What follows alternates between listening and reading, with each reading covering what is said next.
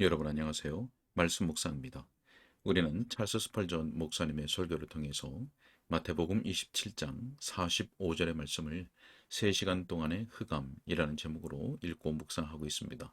오늘은 이 설교의 세 번째 요점인 이 어둠은 교훈을 주는 상징이라는 점에 대해서 함께 생각하도록 하겠습니다. 먼저 본문의 말씀을 읽겠습니다.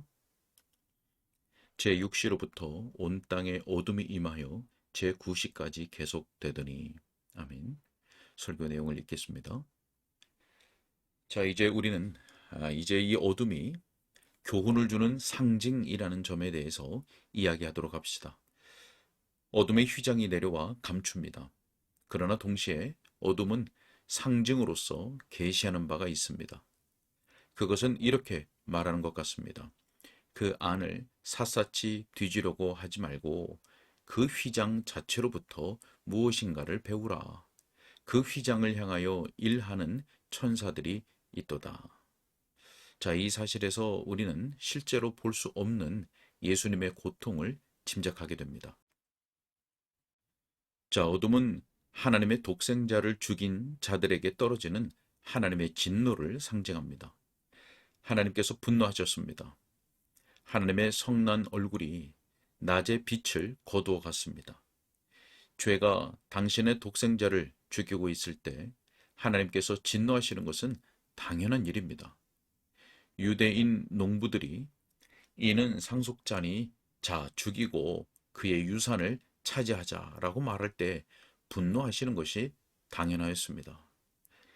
이는 또한 모든 인류를 향하신 하나님의 진노입니다.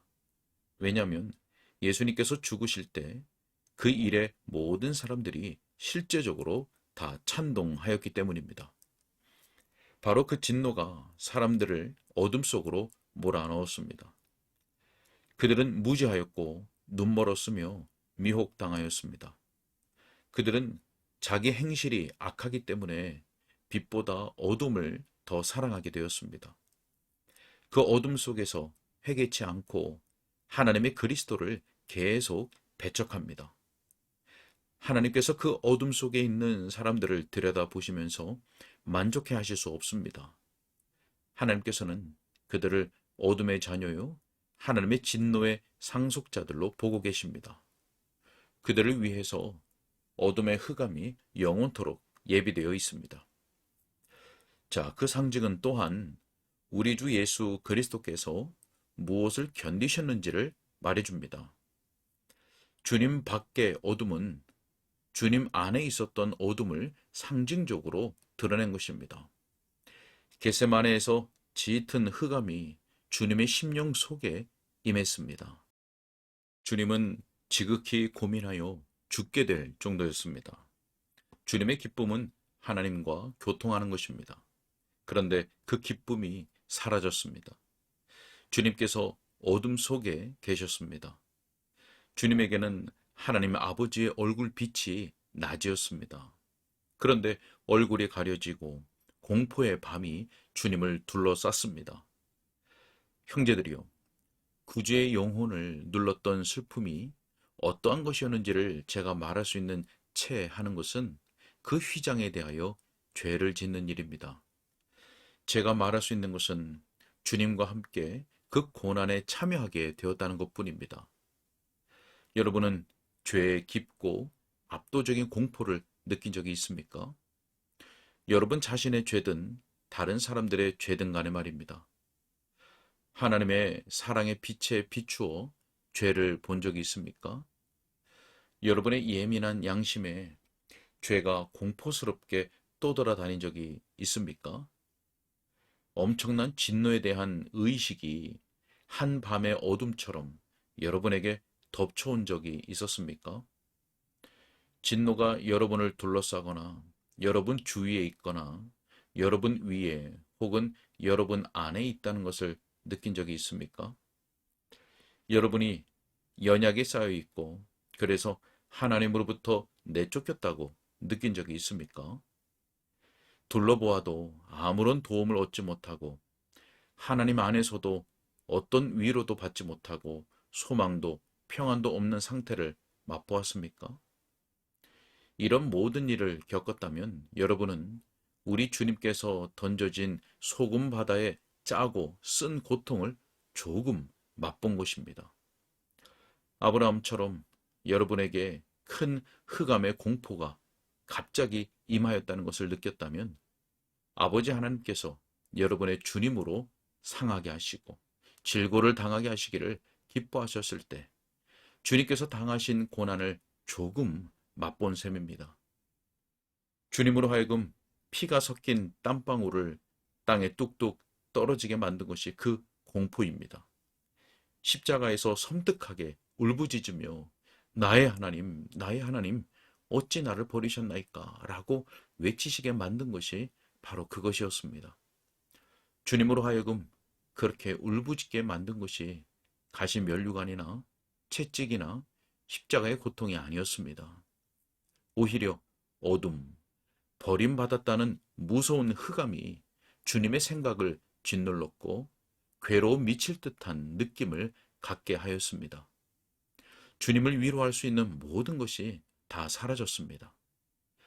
주님을 괴롭힐 수 있는 모든 것이 쌓여 주님을 눌렀습니다. 잠언 18장 14절 말씀에 사람의 심령은 그 병을 이기려니와 심령이 상하면 그것을 누가 일으키겠느냐라고 말씀합니다. 우리 구주께서 심령이 상하여 내 마음은 밀랍 같아서 내 속에서 녹았으며 라고 외치셨습니다. 영적인 위로와 모든 육신적 위로를 모두 빼앗기셨으며 주님의 비탄은 극에 달하였습니다. 골고다의 어둠은 보통 밤의 어둠과 달라서 별들이 보이지 않습니다.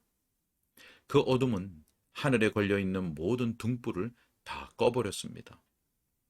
주님의 강력한 울부짖음과 눈물이 주님 영혼의 깊은 고통을 나타냈습니다. 주님께서는 마음으로 감당할 수 있는 모든 능력을 다 쓰신 셈입니다. 주님의 마음의 능력이 신성과 연합하여 확장되고 활기를 더 충만히 갖게 되었음에도 불구하고 말입니다. 주님께서는 지옥에 해당하는 고통을 다 감내하셨습니다. 아니, 그뿐만 아니라 율법을 만족시키기 위해서 지옥의 만배의 분량을 견디셨습니다. 우리 주님께서는 죽으실 때 세상이 멸망당하기 위해 선고된 것보다 훨씬 더 큰 분량으로 괴로움을 겪음으로써 공의를 만족시키셨습니다. 제가 이렇게 말씀드렸는데 이 이상으로 말할 수 있는 것이 무엇입니까? 이 말로 할 수 없는 어둠, 하나님의 얼굴을 가리고 있는 이 가림막이야말로 형언할 수 없는 예수님의 비통을 잘 나타낸다고 말해도 좋을 것입니다. 자, 다시 저는 그 어둠 속에서 예수님께서 무엇과 싸우고 계셨는지를 볼 수 있다고 생각합니다. 왜냐하면 십자가는 주님께 전투 장소였음을 잊지 말아야 하기 때문입니다. 주님은 그 싸움터에서 영광스럽게 승리하신 것입니다. 주님께서는 그때 흑암과 싸우고 계셨습니다. 사탄이 그 수장으로 있는 흑암의 권세들과 싸우고 계셨으며 인간의 무지와 부패와 거짓됨의 흑암과도 싸우고 계셨습니다. 이렇게 골고다에서 나타난 전투는 그때까지 치열하게 진행되어 왔습니다. 그때 투쟁이 절정에 이르렀습니다. 왜냐하면 두 큰 군대의 대장들이 직접 전투에 참여하고 있었기 때문입니다. 여러분과 제가 참가하는 전투는 우리에게 떨어진 작은 몫으로서 어둠의 모든 권세들이 하나님의 전능하신 아들을 대적하여 굳게 뭉쳐 공세를 취하던 그 전투에는 비교할 바가 못 됩니다. 주님께서 그들의 공격을 견뎌내셨으며 그들의 무시무시한 공격의 충격을 당해냈습니다. 결국 승리의 고함을 외치며 원수들을 사로잡았습니다. 주님께서는 권능과 신성으로 어두운 밤을 다시 낮으로 바꾸셨고 이 세상이 다시 빛의 통치를 받도록 하셨습니다. 하나님을 찬미합시다. 빛의 통치는 결코 끝이 없을 것입니다. 너의 어둠의 대군들아, 감히 또 덤빌 테면 다시 전투장에 나와보라. 십자가가 너희를 물리쳤도다. 십자가가 너희를 물리칠 것이다. 할렐루야. 자, 여러분, 십자가는 승리의 상징입니다. 십자가의 빛은 어둠의 소멸입니다. 십자가는 험난한 날씨에 타격을 입은 가련한 인간을 평화의 항구로 인도하는 등대입니다. 이는 위대하신 아버지의 집 문 위에서 비추어 탕자들을 돌아오도록 유도하는 등불입니다. 자, 우리는 본향으로 가는 순례길에서 우리를 괴롭히는 모든 흑암을 두려워하지 마십시다. 예수님께서 그 모든 것을 이기시는 빛이시기 때문입니다. 주님께서 침묵을 깨시기까지 어둠은 끝나지 않았습니다. 모든 것은 조용하였고 어둠은 지독히 깊어졌습니다. 마침내 주님께서 말씀하셨고 주님의 음성이 시편을 말하였습니다. 그것은 시편 22편의 말씀이었습니다. 나의 하나님, 나의 하나님, 어찌 나를 버리셨나이까? 엘리, 엘리 라고 외치는 소리가 그 장면에 아침 빛을 환하게 밝혔습니다. 주님께서 어찌하여 나를 버리셨나이까? 라고 외치셨을 바로 그 즈음에 사람들은 다시 보기 시작했습니다. 심지어 어떤 사람들은 주님의 말씀을 잘못 해석하였는데 무지해서라기보다는 공포에 쌓여서 그리한 것입니다. 그들은 그가 엘리야를 부른다라고 말했습니다. 그들의 말이 조롱투로 한 것일 수도 있습니다. 그러나 저는 그렇게 생각하지는 않습니다. 어쨌든 그 말을 하는 그들은 아무 생각이 없었고 그들 동료들의 응답에도 아무 생각이 없었음이 드러났습니다. 그럼에도 불구하고 빛이 비침으로 그들이 신포도주를 해면에 적실 수 있었습니다. 형제들이여, 예수님께서 말씀하시지 않으시면 어떤 빛도 어두운 마음에 찾아들지 못할 것입니다. 우리를 위해서 주님의 외치시는 음성, 어찌하여 나를 버리셨나이까? 라는 음성을 듣기까지는 빛이 분명해 보이지 않을 것입니다. 질고에 찬 주님의 음성은 우리 질고의 종말임에 틀림없습니다. 어둠 속에서 주님이 외치신 그 울부짖음은 우리의 우울한 마음에 격려를 틀림없이 보냅니다. 흑암 속에서 주님께서 외치신 것이 우리의 마음에 천상의 아침을 엽니다. 자, 이 본문 속에 얼마나 많은 것이 함축되었는지 여러분은 보셨습니다. 사람이 건강하고 활기가 넘칠 때 그러한 주제에 대해서 말하는 것은 기쁜 일입니다. 그런 경우 우리는 납달리처럼 거리낌 없이 말하게 되고 좋은 말이 흘러넘칩니다.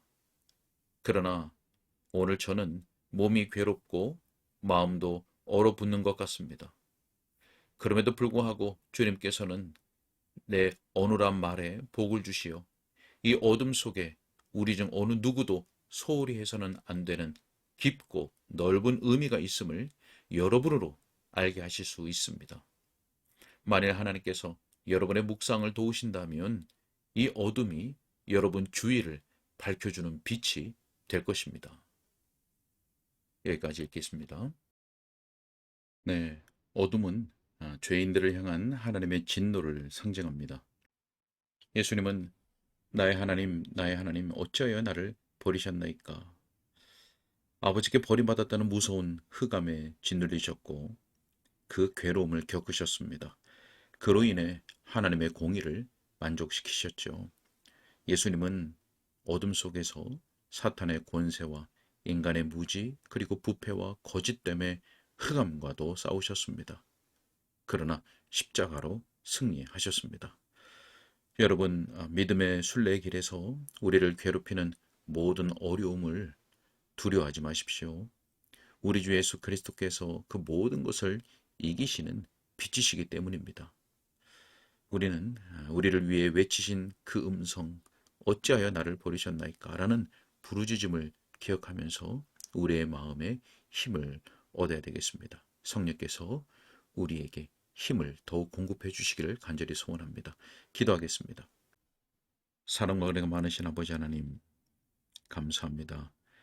우리로 하여금 믿음의 눈을 들어 우리 주 예수 그리스도, 하나님의 독생자 예수 그리스도께서 달려 돌아가신 그 승리의 십자가를 늘 바라보게 하여 주시고, 또 그 어둠 가운데서 우리를 위하여 외치신 음성, 나의 하나님 나의 하나님 어찌하여 나를 버리셨나이까, 그 음성을 늘 기억하면서 성령 안에서 그 음성을 기억함으로 말미암아 우리의 영혼에, 우리의 마음에, 우리의 생각에 힘을 얻을 수 있도록, 격려를 얻을 수 있도록, 위로를 얻을 수 있도록 성령으로 도와 주옵소서. 주님 께다 가옵고 예수님의 이름으로 기도하옵나이다. 아멘.